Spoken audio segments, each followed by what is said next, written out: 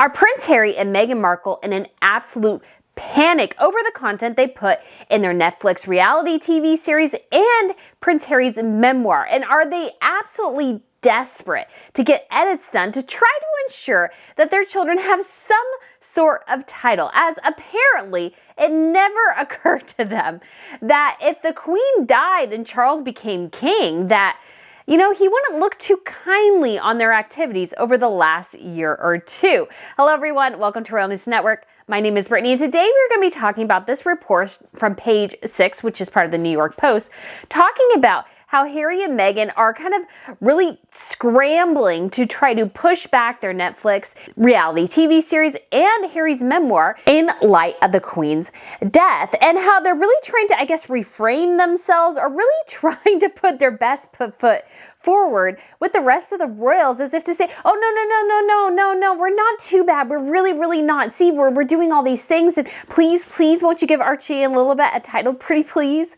And while I do think it's good that they're trying to, perhaps, if this report is true, trying to rein in some of what they said, I think it raises a lot of questions about their credibility, about, what they're saying. If they're having to edit it so much, why say it in the first place? If you are just scrambling to just basically scrap almost your entire first Netflix deal, does that mean that there was not a lot of truth in it to begin with, and that you're maybe perhaps making things up in order to sell your story?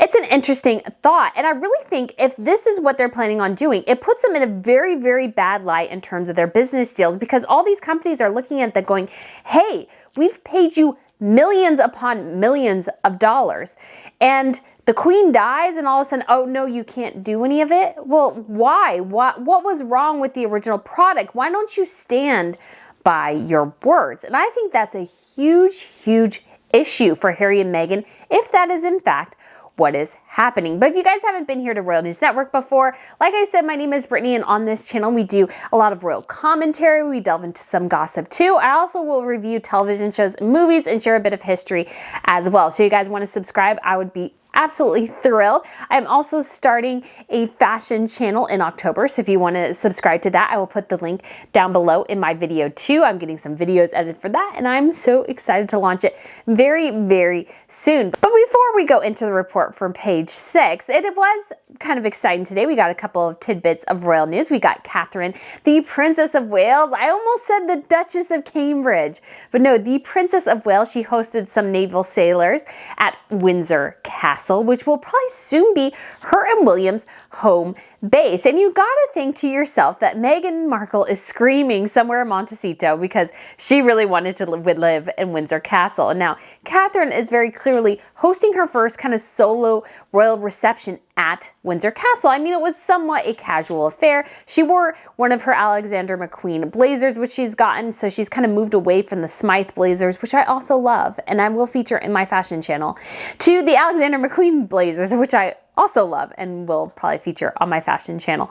But I just kind of love this engagement, and again, it shows her elevated position within the family, which is very huge. We also got some great news out of Luxembourg. So Heredity Grand Duke Guadalupe, him and his wife Stephanie are expecting their second child. So they're both a little bit older, so they really dote on their firstborn. So I really thought that he might be the only child that they have. So it's super exciting to see that they will have one more. He will be the future Grand Duke of Luxembourg. We also had a royal reception over in Sweden, and so we got to see a couple of tiaras. The Queen, unfortunately, is ill with the cold. She does not have COVID, apparently. They did test her, but it looks like the rest of the royals got out and about. So why don't you go ahead and take a look at this video real quick.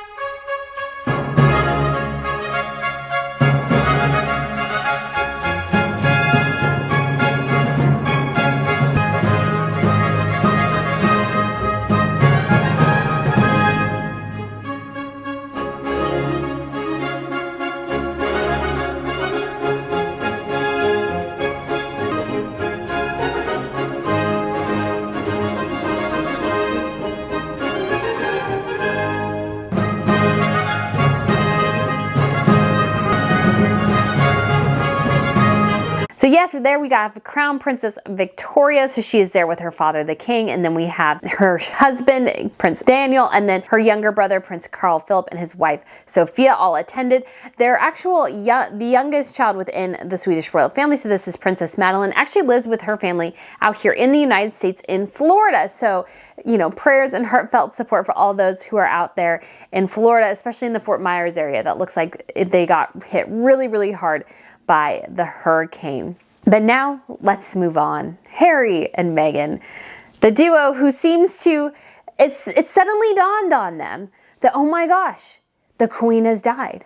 What do? We're still saying terrible things about our living family members. And oh my gosh, they have so much power, much more power than they did before. What do we do?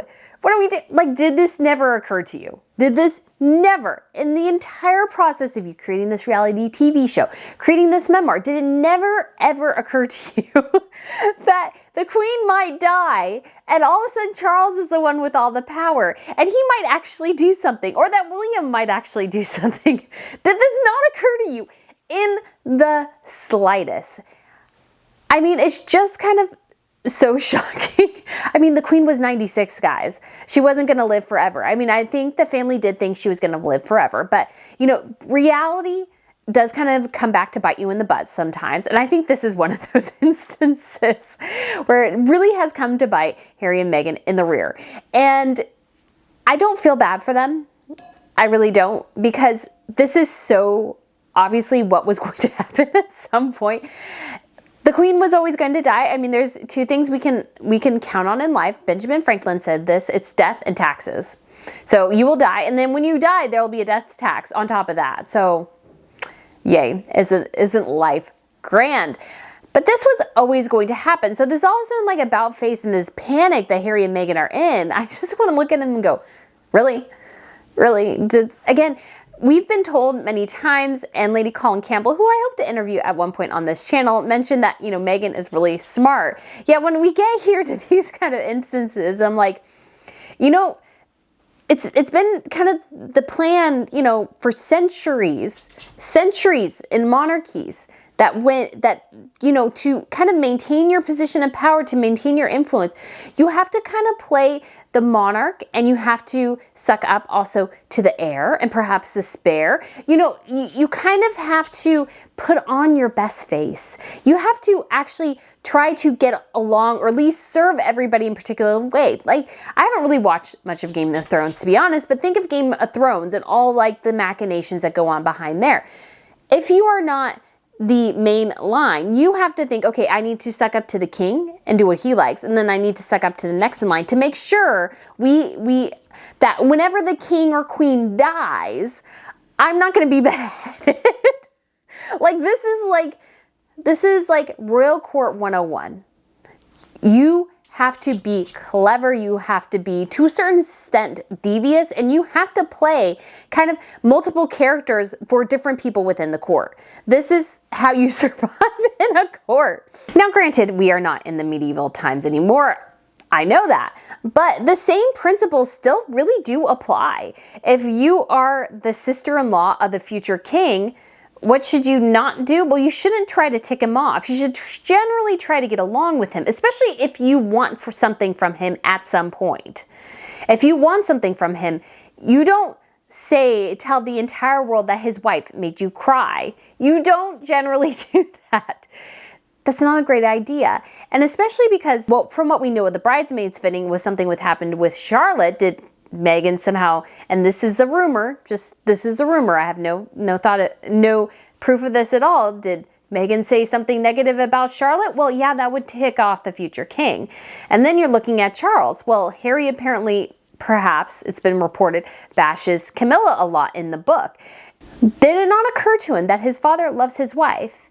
Henceforth, if he disparages his father's wife, did he not realize his father might be mad about that?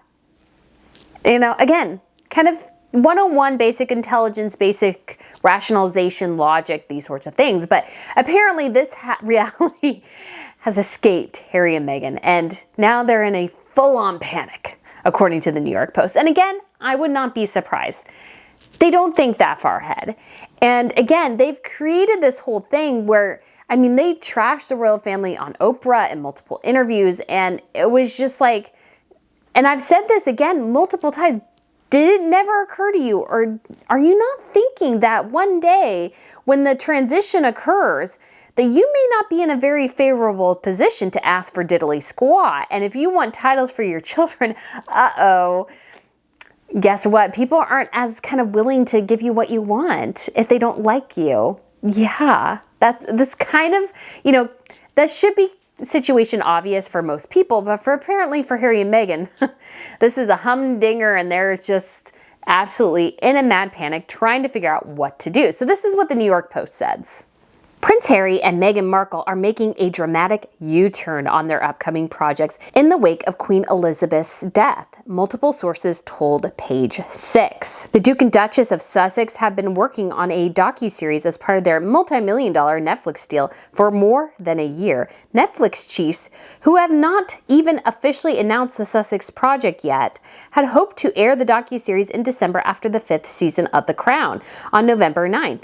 Now we're told the couple want to make more edits to the hotly anticipated show, which would potentially push it back its release until later in 2023. Okay, that is over 2 years after Harry and Meghan signed their deal with Netflix. Now I know that the pandemic has pushed a lot of things back, but they're filming a reality TV show. I think we've had at least maybe 2 seasons of the new Kardashian show on Hulu that they filmed and edited and aired, and we can't get one thing from Harry and Meghan within 2 years.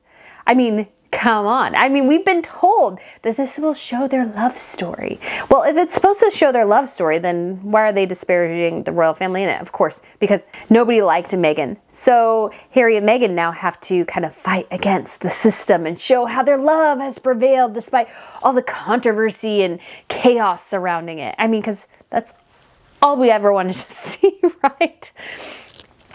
Again, it could be interesting. But I think hotly anticipated because most people are waiting for the train wreck. I mean, Harry and Meghan are a car crash mentality. We watch them because we watch the car wreck that is their lives, that they've made of their lives.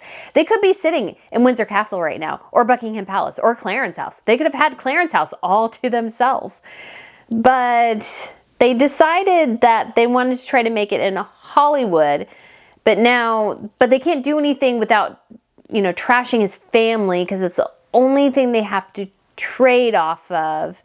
So when the Queen dies and all of a sudden everybody likes Charles, now they're in a blind panic. I feel like it's taken The Crown shorter to film like actors acting roles than it has Harry and Meghan to actually film and edit a reality television show series.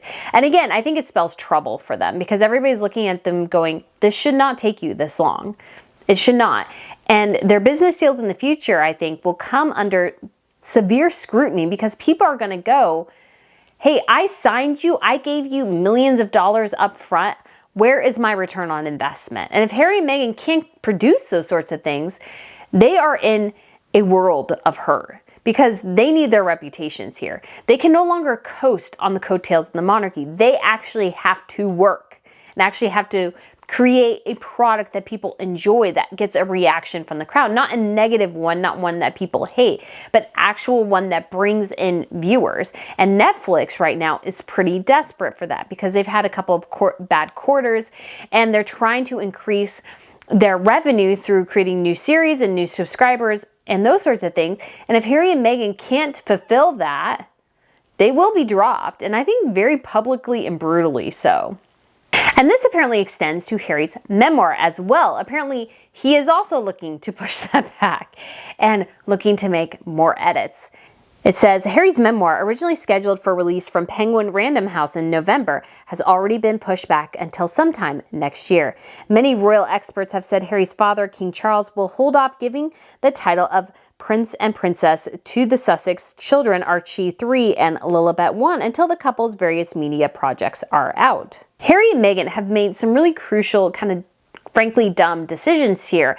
And Charles is looking at this whole monarchy situation. We just had the kind of what happened in Denmark with the Queen stripping the titles of the children of her second son, who are far down the line of succession and will not be heirs to the throne. They've even kind of pushed them to France, where they're not really doing much for the royal family anymore. And there's obviously been some chaos and hurt feelings behind that. But it just seems very, very clear that what all of Europe is doing is moving towards this thing where if you are not in the direct line of succession, which Harry is not anymore. Once William had George, Harry's not in the direct line anymore. I mean, he is, but he isn't, if you get my drift. So the main line now will go through William and his children. That's how all monarchies work. Ergo, they get the full titles. Archie and Lilibet don't need them. They don't even live in the UK. They've spent a grand total, I think, between the two of them of about maybe 9 months there. And for Lily, that only counts as like, well, no, not even that. Like 6 months at the most in the UK. And Lily has only, that's for Archie, Lily has only spent 3 days. So why do these kids need titles and all? And why do Harry and Meghan seem to want them so desperately? I think that's a huge question as well. I mean, we've discussed the title thing plenty of times, but still bears questioning. It's like, if you hate this institution, if you've disparaged it so much, why are you so desperate to get these titles for your kids? Now you can say, well, it's their birthright. But is it? Is it really? Because the letters of patent could perhaps only apply if Archie and Lily had been born while Charles was king, not before he was king. And so in actuality, they don't automatically get those titles of prince and princess. They would if they were born as grandchildren of the sovereign, but they weren't born as that. They were born as the great-grandchildren. And so they don't necessarily get those titles. It goes on. While the Sussexes were part of the usual editing process on both the show and the book well before the monarch's death, sources said the couple is keen to take out or downplay much of what they said about King Charles, Queen Consort Camilla, Prince William, and his wife Kate, the new Princess of Wales. One Hollywood industry source told us, a lot of conversations are happening. I hear Harry and Meghan want the series to be held until next year. They want to stall. One highly placed Netflix insider revealed Netflix has been keen to have the show ready to stream for December. There's a lot of pressure on Netflix CEO Ted Sarandos, who has had a relationship with Harry and Meghan, to get this show finished. From a business perspective, I really do think Harry and Meghan are sunk here. This is a bad look. Not only can they not produce something, it took over 1.5 years with Spotify to actually produce more than one 35-minute episode that was beat by whale noises. We all can kind of perhaps guesstimate or suggest that perhaps Spotify kind of artificially promoted Meghan's as the #1 podcast, even though every week at least 3 of Joe Rogan's podcasts were beating hers, and she never even made it into the top 5 for her podcast. And we have this Netflix deal as well. So if they push it back to 2023, it's taken them 2 full years to give Netflix a product they can actually put on their channel. That's pathetic. That is really, really bad. Because Netflix is, at this point, is having a tough time retaining subscribers or having a tough time gaining new ones. So they're they're throwing a bunch of things against the wall to see what sticks. And I personally think a lot of what Netflix produces, like their own productions, are pretty bad. But you know, you got to give them props. They keep doing it. And Harry and Meghan's thing, a reality TV show at the end of the day should be actually pretty cheap to produce. It should be pretty cheap to make and produce. The only one I can think of that would not be that case is the Kardashians. And that's because they have basically kind of are the platinum diamond standard for what a reality TV show is to a certain extent, because they have been able to market themselves so well. I mean, you can hate the Kardashians all you want. They're sitting on billions of dollars. So, I mean, they managed to do something, right? But Harry and Meghan, they've been given millions of dollars, yet they can't actually make any of it work. And once they do get a product together, then they're having to scrap it because they can't stand by their product. And I think that is a huge, huge red flag. If you are telling the truth, if you are sharing your real story, why do you need to re-edit it? To take out things that you think, disparage the royal family and all those sorts of things. Do you not stand by it? Do you not stand by the, supposed abuse that you claim you have suffered in the UK? Do you not stand by that? Or was it all a fantasy? Was it all made up? In order to spin this narrative for American media news outlets, which you knew they would gobble up because it fits in with the narrative of what they want in terms of this racial divisiveness that we have in our culture right now. It really plays into that. They're pulling all this back now because although they claim to hate the institution, they're still desperate to keep their names and their faces with it. They're still desperate to be connected to the royal family. They desperately, desperately want those titles. That's what this tells us. And quite frankly, it's like, if you wanted these titles so much, why do anything to begin with? Why go on Oprah? Why do the Cut interview? Why do all these little sharp barbs at the royal family, constantly trying to undermine them? Why do it at all if you're just going to backtrack as soon as you want something? That tells me that you have no integrity. That tells me to a certain extent that you're dishonest and that you don't totally believe what you're saying. Because if you're really passionate about your position, regardless of what it costs you, you stand by it. That you can't stand by basically what you've said about the royal family before. You're having to kind of, pull things out of your hat. We've even heard that Spotify, some of her episodes, Meghan wants to redo some of them because, again, she disparages the royal family all the time. And all of a sudden it's like, wait, Charles is king. Oh no, I really want my kids to have their title. So let's scrub all of this. And it's like, well, what was the point to begin with? Was it even necessary for you to have ever done that? That's what it tells me, is that there's something fundamentally about what Harry and Meghan have done that's fundamentally dishonest. That's what it tells me. Because if you can't stand by your product, if you can't stand by what you've said, if you have to scrub it as soon as it becomes a liability for you instead of an asset, that tells me that it's a narrative constructed to get you something. And now you want something else. Ergo, you have to recreate the narrative. You have to create something new, which tells me that a lot of what you said, or it should tell us as a culture, as observers, those sorts of things, that if you're willing to spin on a dime as soon as something costs you something, that means you're willing to spin on a dime in order to gain something too. So overall, this for Harry and Meghan, it's bad news.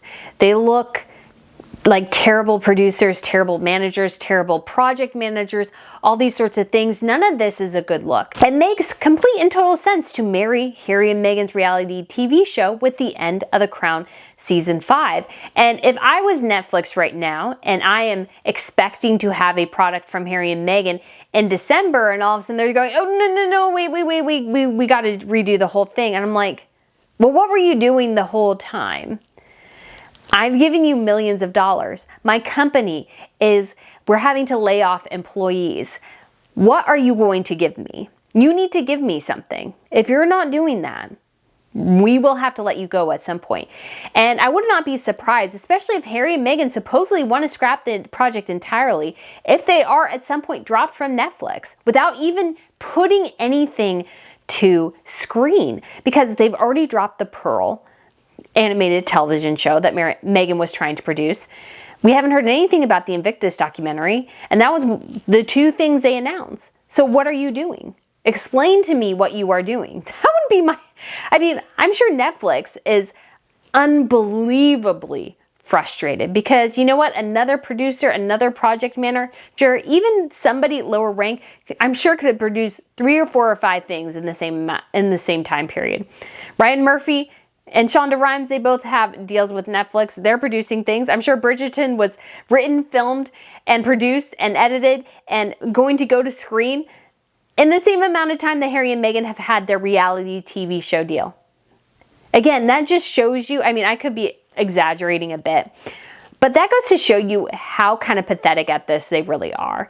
And if this was their dream, if this is what they were going to do, then they actually needed to work at it instead of freaking out and not knowing what to do all of a sudden when it's like, oh no, the queen died, which she was always going to die, guys.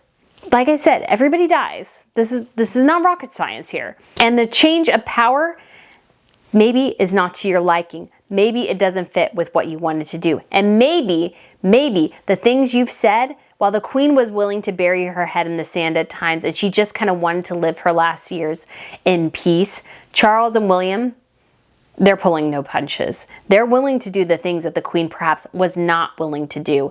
And all of a sudden, you're in the hot seat and you don't know what to do.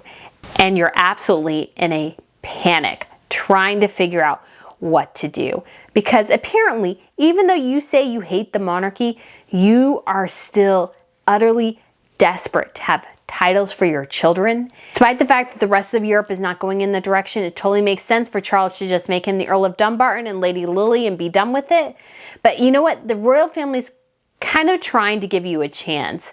And perhaps you're playing into it, but when are you going to stab him in the back?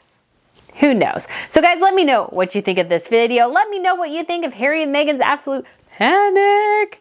Also realizing that, whoops, oh gosh, I guess, you know, talking badly about Prince William, that might have a damaging effect. I just still think it's funny. It's like, this is so obvious. So obvious. I don't understand it, guys. Just totally don't understand it. But guys, thank you so much for watching. Please let me know your thoughts down below, and I look forward to seeing you soon. And stay safe for all of you guys who are on the East Coast. I will be getting a bit of Ian here, so we'll see how well my internet and electricity lasts. So, yay me. All right, guys, bye.